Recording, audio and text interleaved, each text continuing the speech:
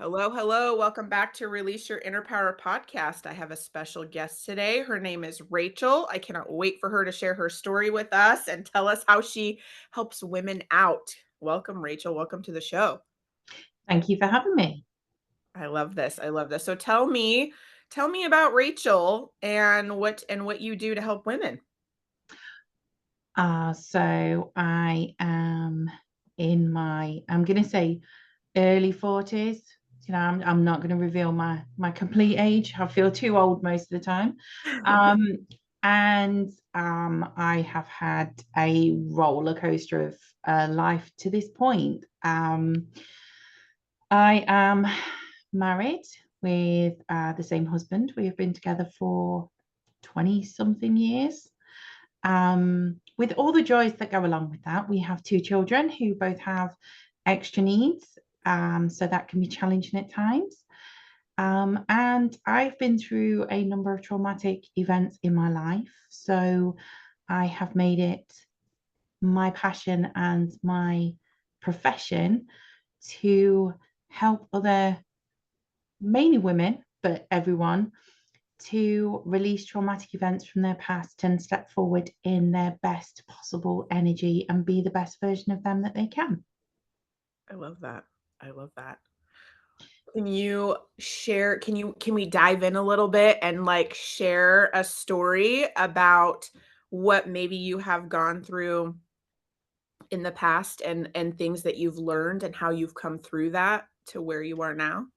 Of course. I mean, I can run through a couple and you can choose one. So my husband, we got together um, when the internet was just becoming a thing, and we were in the UK. There was a website called Dateline. I know that has a different meaning over here, but at Yeah. the time it was a dating website, and he proposed after 6 weeks, and we got married just after a year. But we are still dealing with narcissistic parents, well, parents-in-law for me, and helping the husband to be able to take that step back and actually see the situation for what it is. Um, the children, my son is IVF, and I nearly died having him.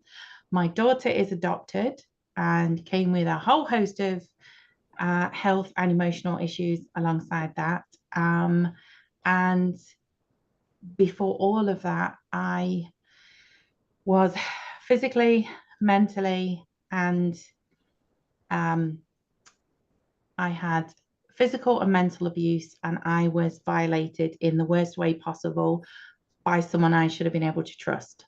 So, um, yeah, that's kind of my story up until now. I've had lots of different forms of therapy to try and help me, and I've come to the conclusion that much as therapists are amazing, they are forced to go down a particular pathway. And if you don't fit on that pathway, that therapy is not going to help you, which is why I don't want to become qualified as a therapist. I much prefer being a coach because I can tailor my sessions to my clients and give them a whole range of different experiences that we can go down.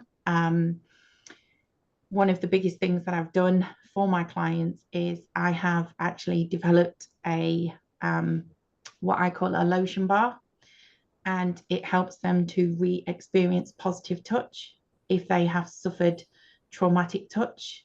And it's something that they can use initially on their own and then allow partners to become involved in that positive touch to try and reinforce the fact that not all touch is unwanted and you know can cause traumatic triggers, which is why they work on it individually first. So there's a few things for you. What would you like to explore in more detail? Well, first I wanna say that I really, really love that you have come up with this way of, kind of, like, diving into it and working with, like, the positive touch because that is such a huge barrier, and when a woman has gone through trauma like that and has been violated like that, it is extremely difficult to, and multifaceted, right? Like there's many things you have to work through. And I think it's super important, like even if you do like the mental work and you do the work to like work through it, like you're so right, like actually being touched could be a huge hurdle that you have to get through because it's so kind of burnt into your brain, if you will, just the act of touch, not necessarily anything else, right? And so I really, really love that you have a technique and a tool that you use and how you use it with the individual first and then kind of move out from there and have the people, you know, the person that they're with also do that so it can transform them into being okay with that. And I can't even like I can't even imagine what that would feel like to work through that process and then be able to have that in such a positive way when you're done and to like be freed of like the chains of all of the things that come with that.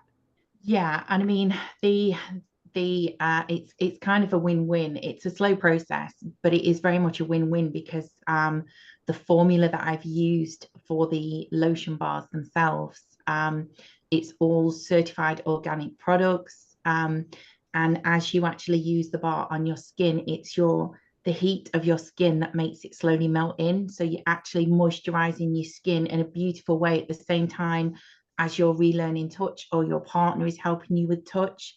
And you know, there's little instructions that come with it. And you know, it first of all, it's sort of sit with it in your hands. And that's all you do is you just sit with it. So you can get the feel of it and you know it's not a scary thing and it's not gonna trigger because you're literally just sat holding it.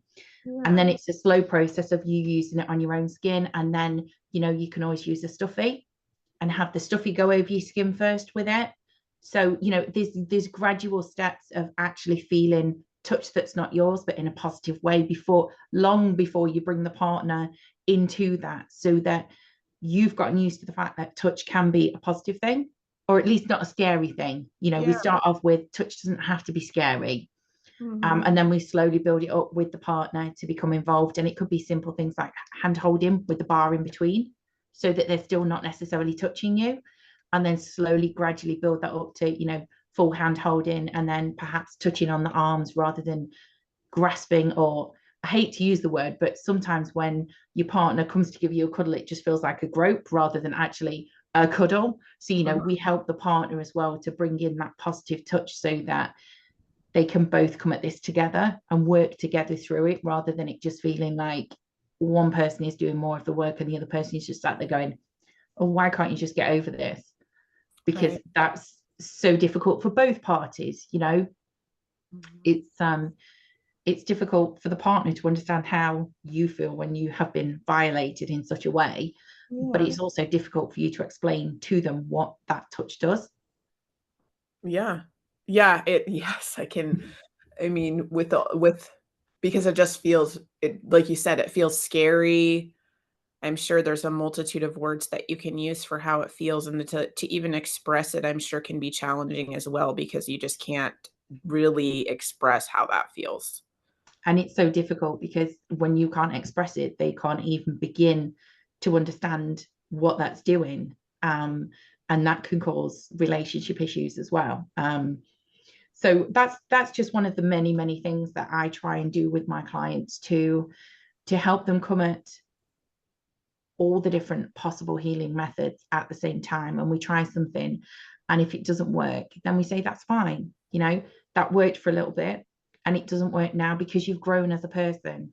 So now we move on to the next thing that's going to help you for the next step along your journey. And when that no longer works, we'll find the next one. And it's not that you're failing, it's that you're changing as a person because you are going down this healing journey. And you know, day by day you become someone different, you know. And we always have to remember to look where we've come from.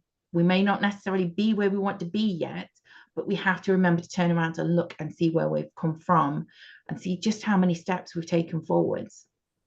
That is so good. Like how many people forget to stop and turn around and be like, look at all of the things that I have done because I was way over there. I was way over there and now I'm over here. And I feel like we get distracted almost with where we want to be in our expectation. that we forget to turn around. And that's so important because it looks different too. You can celebrate all the wins. You can see the steps that you've taken and that you actually moved and you're not stuck, and just to see it in a different you're seeing in it a different way. You're seeing your journey in a different way because you're right. You are a different person because you're, 5 steps ahead of where you were before. Absolutely. And something else that I try and encourage clients to do is we start with a lot of gratitude. And we try and start the day with gratitude, because when we start the day with gratitude, it changes our whole outlook on the day. Mhm. And it allows us to be then thankful for things. And then we can look at what's happened to us. And yes, that situation will always be there. We can't ever wish it away. But what we do is we use that as a building block of who we have become based on that experience. And we try to remove the emotions that are linked to it. So we can look at it like we would on the TV, and you can see it as an episode of your favorite program. Something has happened, but you can watch it without that emotion creating that response. Mhm. Uh, and so, what I often try and encourage people to do is to not create that knee jerk reaction based on emotional response. So we want to reply, not respond. The respond is a knee jerk reaction. We want to take that step back, take a deep breath, think about how we want to react. Is this impacting us? Why is it impacting us? What has it triggered? And then we reply, and we reply, and we're confident in what we're replying with because we thought about it. Yeah. Yeah. Which I'm sure is a struggle at first. You got to like build that Oh, muscle, right? You got to work at it and really try to take that second to really kind of go within and figure all of that stuff out. absolutely. And as you said, at first it's not easy, but it does become a muscle memory, and it does become oh, hang on. So, my family are very used to somebody saying something and me going, well, hold on, I'll come back in 10 minutes. That's triggered me. I need to go and understand why. When I come back, I'll explain it and then we can continue this conversation. But right now, I'm not in a place where I can have an emotionless conversation with you. My emotions are heightened and I need to go and process and understand why. My children are starting to pick up those techniques as well, and they're starting to use those. So, which is amazing. They're 11 and almost 14. So for them to be able to actually say to someone, I need to go away and think about what you've just said because it's causing a reaction with me, is amazing. They can take that step back and think about it. Often they'll come to me and say, Mom, this happened and they said this and it made me feel this. And I'm like, okay, brilliant. Let's talk that through. Let's try and understand why it's created that response with you.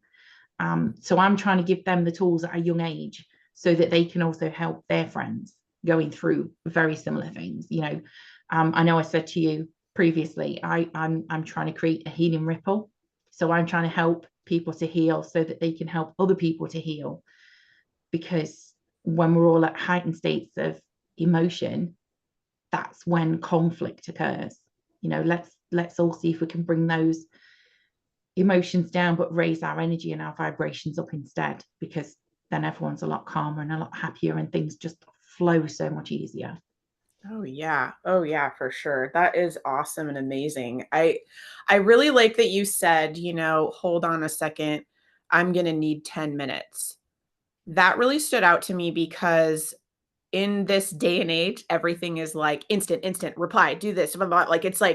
It's almost like an expectation that it needs to be right now.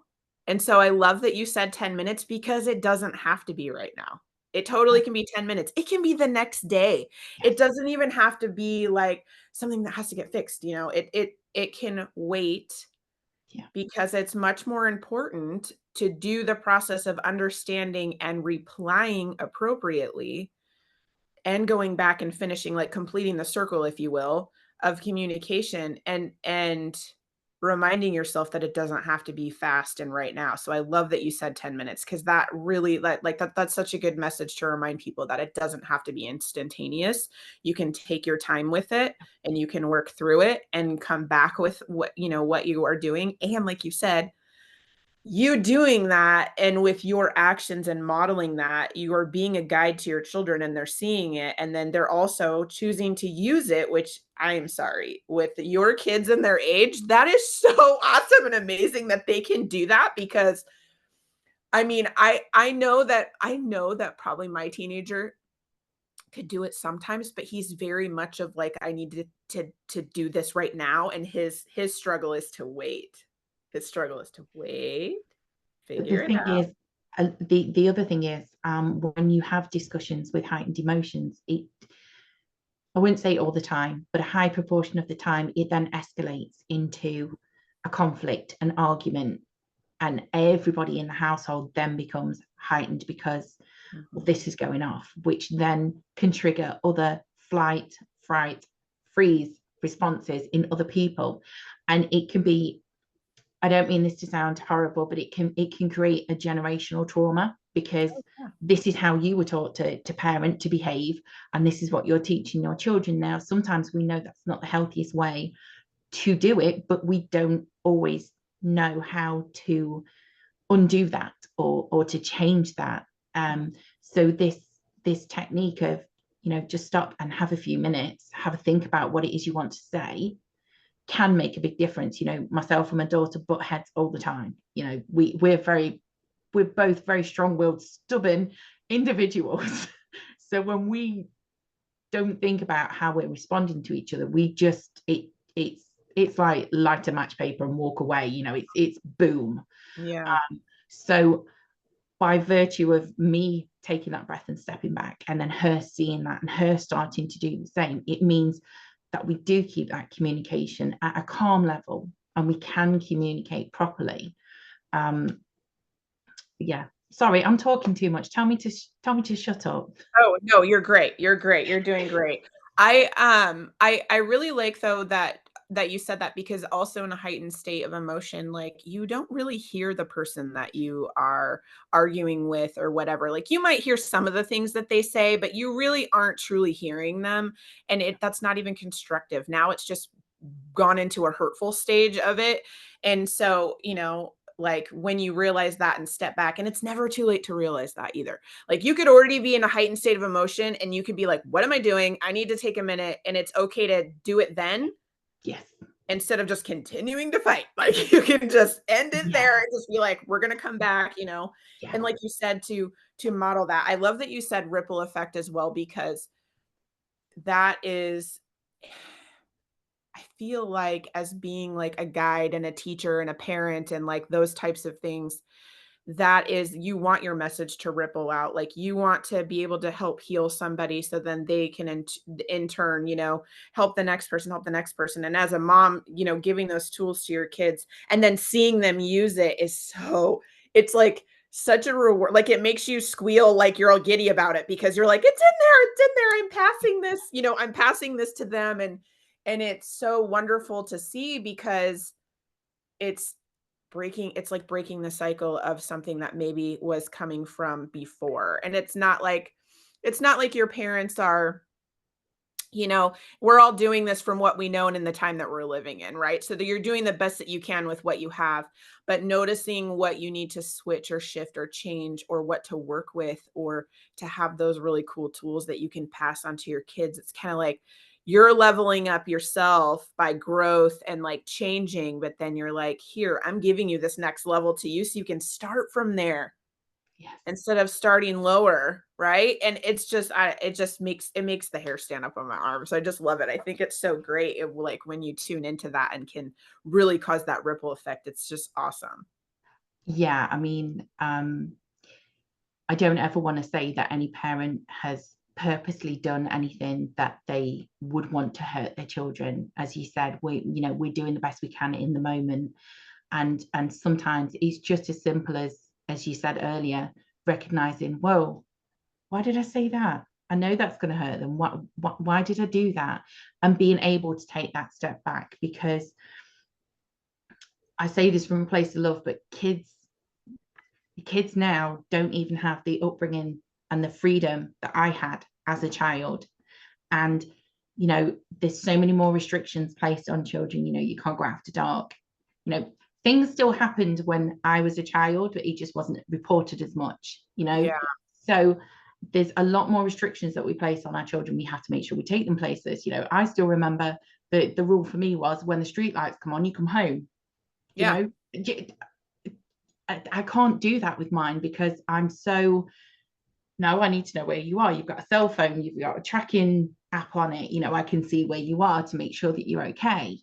Um, so there's so many more restrictions on them, but I'm trying to give them freedom in a different way. I'm trying to give them that emotional freedom so that, okay, they can't always go out where they want to go, but they can remain a calmer person even through the frustrations of not being able to do that. Does that make sense, or am I? No, it does. It does because it's like it's kind of like it's processing what they're feeling with other people also. Like it's exactly what you said. And being more open with that. And I really like how you said that there's more restrictions so you're being more open in other places because it's still allowing them their freedom and not so like locked in a box. And I totally agree with you. I think having teenagers and in this world today, there's just a lot more of knowing things because, like you said, when we were younger, internet was becoming a thing. And they don't know a world without it. We do, but they don't know a world without it. And so to them, like we probably seem really archaic, but like to them, it's like there's everything is at their fingertips. And so to us to be able to, like you said, things were happening then, but now we see now because of internet and we can see it instantly. We see more of it. So it seems Yeah, like there's more. It's yeah, just more awareness of what is happening. So then you in turn as a parent have to be like, okay, so I'm going to have some more rules, but this is for safety. It's not because I'm trying to like lock you down or anything. It's just because I need to know that you're going to be safe because that's what I need to do as your mom is keep you safe. absolutely, absolutely. You know, my son, this might sound like an odd concept, but I'll explain it in a second. I do something which we call grounding with my son. Um, he is an incredibly intelligent young man, but he has a lot of health issues. So his brain is just phenomenal, but his body doesn't always let him do a lot of the things that he wants to do. And he gets angry a lot, which is understandable. So I do something that we call grounding with him, and we will sit in a quiet place and make sure that our feet are touching the floor, preferably with no socks on, so they're literally touching the ground. And I'll talk him through a short meditation. And during this meditation, we imagine all of the emotions that we don't want to have and any emotions that aren't ours or thoughts that we don't like. And what we do is we push them down through our body, out through the soles of the feet, and give them back to Mother Earth so that she can take them away from us and allow us to not have those anymore. And then what we do is we fill ourselves back up with love and healing energy so that we can replenish what's just been taken away from us so that we're still a full body, full entity. And you can always see the difference in him when we've done that. He's so much calmer. He's much more able to process things and work forwards with things. Whereas previously he'd just be angry and he'd just be focusing on that anger, that lack of control, that lack of why can't I? And then afterwards he'll be like, huh, so I know I can't do this, but I can do this better than most other people. And I can't do this, but this is what I'm going to do later on in life. And I'm like, brilliant, darling. As long as you're not breaking the law and you're happy, you can do whatever it is you want to do in life. Yeah. Yeah. I really like that. It's like a visualization meditation practice. I really like that because there's something for me, I'm a visual person and whenever I do visualization things like that and like really picture it, it's almost like it's a helpful like push to do it. And then I like how you said then you fill yourself back up, so it's not just like you're getting rid of it and then like, "Okay, that's it." Like, you need to reframe that with something else, and then just to see the change, and I love how it's like a practice that you guys do also together, so he knows that that helps him, right? He knows that it helps him, and then he knows how to do it, and he knows, all of those things. Like, does he come to you at times and just tell you that he needs it done, so it's not you? Yes. Yeah. Yeah, See, what that's we've so what we've cool. done initially when we were doing it, I'd say, right, I'm doing grounding, come through, we'll sit together. And these days I leave it for him to initiate. I don't want to force it on him, but I want him to know that that support is there when he needs it. So if he can do like a mini version of it most days and get through, brilliant. On the days that he needs the full version and he knows it's going to be sort of 10-15 minutes that we're working together in a quiet place where it's just the two of us and we're going to do this meditation, then that's what we do at that point. You know, a very useful technique that I'd like to explain to you if I can for everyone listening. It's going to sound really odd, so please hang in there and I promise it will make sense at the end, okay? So when you are showering, it works best with a shower rather than a bath. So when you are showering, what you're going to do is you're going to visualize as the water comes over you, washing all the negativity, anxiety, stress, anything that's caused you any issues during that day or overnight or whenever you shower. Just see it going down the plug hole, see it going down the drain and washing away. And then once you've finished in the shower, just before you turn the shower off, you're going to visualize glitter coming out of the shower head. Now, I know this is odd, okay? But generally speaking, for self-love, it's going to be pink. For calming, it's going to be green. For nurturing, it's going to be blue. The only colors that we don't ever visualize are red. Much as you might think that's love, a lot of the time, emotionally, that's anger. So we don't go with red. And we also don't go with black because black can have negative connotations. So we don't go with red or black. But any other color you want to go with, white is pure energy. So, just pick whichever color feels right to you and visualize that glitter coming out of the shower head. So you're all wet from head to toe, and this glitter is going to stick to you and it's going to coat you in this glitter. And as you get out of the shower, this glitter is going to expand around your body and it's going to make like a glitter armor around you, like the knights used to wear in times of old, this suit around you. And essentially what this glitter armor is going to do for you is give you some space away from people's energies. So it's going to give you a little bit of room around you. And people are going to feel the difference in your energy. And the people that, not a nice phrase, but I call them energy vampires. So they swoop in either on a phone call or they come visit you and they dump all their stuff on you. And by the time they leave, you're sort of sat there going, what just happened? Mm-hmm. I was feeling good 20 minutes ago and now I feel drained, like I need to go back to bed. I call those energy vampires. Okay. So the energy vampires can't get to you because this glitter armor is all around you. So they're going to start and ease out of your life because they can't get to you anymore. They can't suck your energy anymore. But the people that respect that space and that boundary are going to have more of the ability to come into your life because they are on a similar vibration. I hope this makes sense and that it doesn't sound like a load of old twaddle. I promise you it does work. No, I love it. Keep going. Keep going. So once you have that glitter armor on you, you get used to putting that on. And if you could do it for a week, I promise you would see a massive difference in your life. I love that. I want glitter armor. I'm going to do it. I'm going to do it. Like when you first started saying that about imagine the water, it's so cool. That's so cool that you said that too. Cause I went on a trip in September and we went to waterfalls and I did that visualization of the waterfalls washing away all the things that needed to be taken from me that aren't for me anymore. Yes. And I did that a lot. And I felt a huge shift when I left that trip. Like I washed all of it away.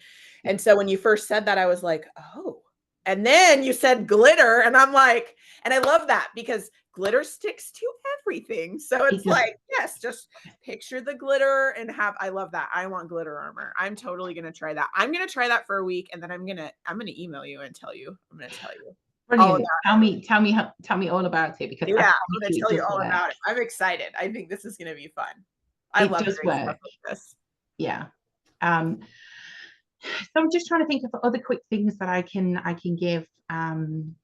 especially busy mums. You know, if your children are of school age, each time you go and grab yourself a drink or a coffee, just do a few breathing exercises, take a few deep breaths, you know, just try and keep that energy in a calm state, because anytime we either get heightened because we're excited or lowered because we're really sad, it's very easy to become off balance. And once one thing goes off balance, it's a domino effect on everything else. You know, I had an experience where I was super excited because I was going to do this new training course and I thought it was going to be amazing and it was just going to be the cure to everything.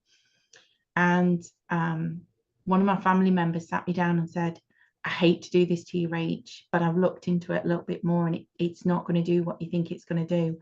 And I literally went from, you know, cloud nine to I turned into a sobbing wreck and I had to go and take myself away for 30 minutes to calm myself down, because I literally felt like my world had crumbled underneath me. My feet had been kicked out.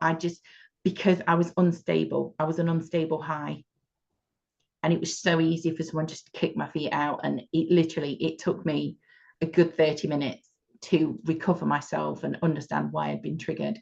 So much as the highs and lows are great because they give us a learning experience, the more stable we can be, the better, because then we can tackle things that come our way and it just sort of rolls off. You know, it doesn't get under the skin, it doesn't cause those problems. Because I'm sure we've all had days where somebody can say something to you one day and it rolls off, you know, it doesn't stick. And they can say the same thing another day. That knife hurts, man, when that goes in, that hurts. But they said it 2 days ago and it didn't bother you. But that's because of your energy. Mm-hmm. Yeah. I also, when you said like off balance, so in my household, my kids have big energy, big feelings. We're all with the big things here.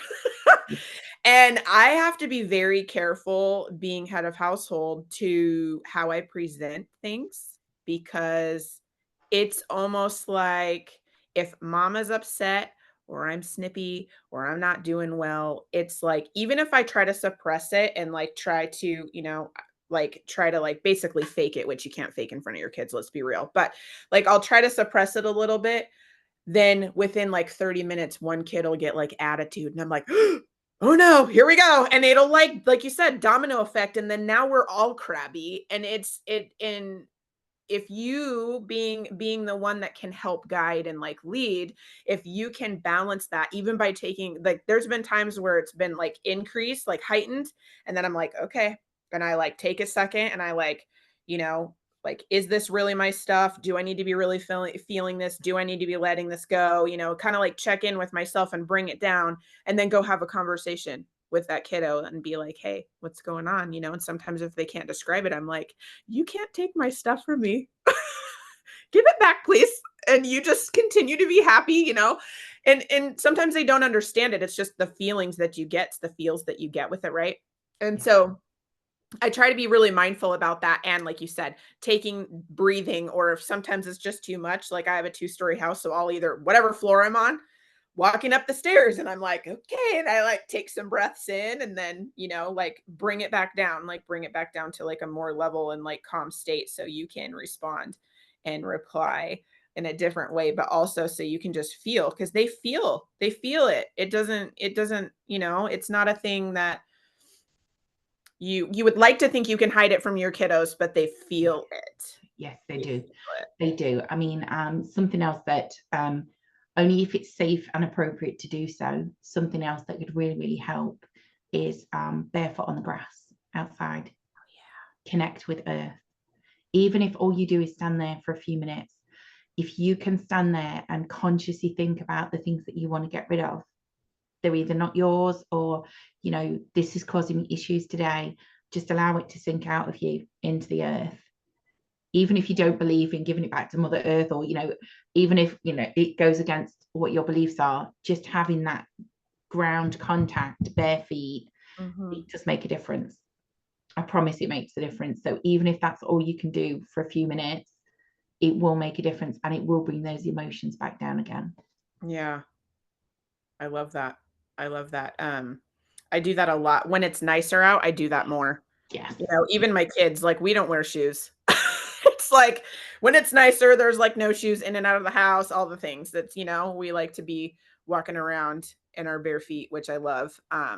When it's colder out, it's a little harder just because you're like, it's Yeah, so cold out here. My toes are frozen. well, it's a little tricky for me because where we are, we've got snakes. So I have to be a little bit careful when I go out and make sure that there's no snakes before I go barefoot on the grass. Right? No. Any visitors? No? Okay, we can do this. Yeah, I know. You're like, yeah, that would be a little bit tricky. For us, it's for me in the Pacific Northwest, it's wet right now and cold. So it's a little bit tricky, but when it's nice, it's like all shoes are off. It's great. And I It's bet you great. notice the difference, whether it's due to the sun or whether it's due to the connection with Earth, there will be a big difference in change in energies within your household, I'm sure. Oh yeah. Oh yeah. Yeah, it's definitely more challenging in the winter. That's so funny. So if somebody was looking to work with you, can you explain like why somebody would want to come and work with you, and then kind of just a little snippet on like what, you know, like what you offer to help with? Of course. So to work with me as a trauma coach, um, I ask people to apply to work with me. Now, I appreciate that makes me sound a little bit different, but I ask people to apply to work with me because I need to know whether or not they're in a place to heal. Right. Because if they've not done any other healing in any way, I can work with them for a decade and it's not going to make a difference because they're not in that right place to work with them. And with the greatest respect, I don't want to waste anybody's time, theirs or mine, you know. So if you are just starting out on your healing journey, you know, bear me in mind for when you're a little bit further down the road and you've done some of the initial healing, you know what's causing your triggers, you know why you react the way you react. Great, we can work on that. If somebody's just starting out and doesn't know why, doesn't have a trigger, doesn't understand why they behave in this way, it's not going to be a great fit with myself. You know, there are some amazing people out there that they could work with, but it's not going to be the greatest fit with me. What I can offer as a trauma coach, I'm also a spirit listener, so I can communicate with spirit. I'm also a shamanic practitioner, and I work with your chakra and your energy. So what I do on my trauma coaching is I bring everything together. So I have my spiritual team guide me, and we work on your energy at the same time as working on your trauma. We give you coping strategies, breathing exercises. We give you different techniques to try different things.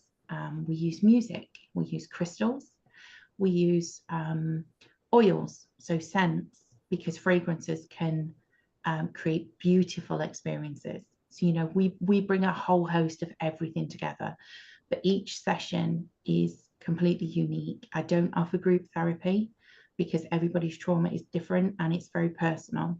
So I only ever offer one-to-one sessions because I want to make sure that each of my clients gets that one-to-one attention and that we can help them take those steps forward and move along to where they want to be. I love that. I love that. I will include all of Rachel's information too, to reach out to her, to give feedback if she spoke to you today and it really touched you or helped you. So you can contact her and let her know that it helped you, it helped. And if you want to just reach out and chat with her and see if it's a good fit too, all of that stuff will be in the show notes. So I love to ask every guest that I have on the show, because we have many superpowers inside of us, and some we notice more than others. So I always like to share so other women can think about what theirs is and all that jazz. So would you share with us today your superpower? Oh goodness. I think my biggest superpower is courage. I like that one. Um, to keep on going, to keep on putting one foot in front of the other, to take on board the lessons that I've learned and try and create that into teachings for others. Yeah, just courage, keep on going. I like that. I like that. Is there anything else that you want to add to say to the listeners before we go? Thank you for listening to me. And again, as you said, if anybody would like to reach out, please do. And I'd love to come back if you want to discuss any of the other stories that I could possibly help people with. Oh, for sure. We will be doing another one for sure. You're great. Thank you so much for being on the show today. Thank you.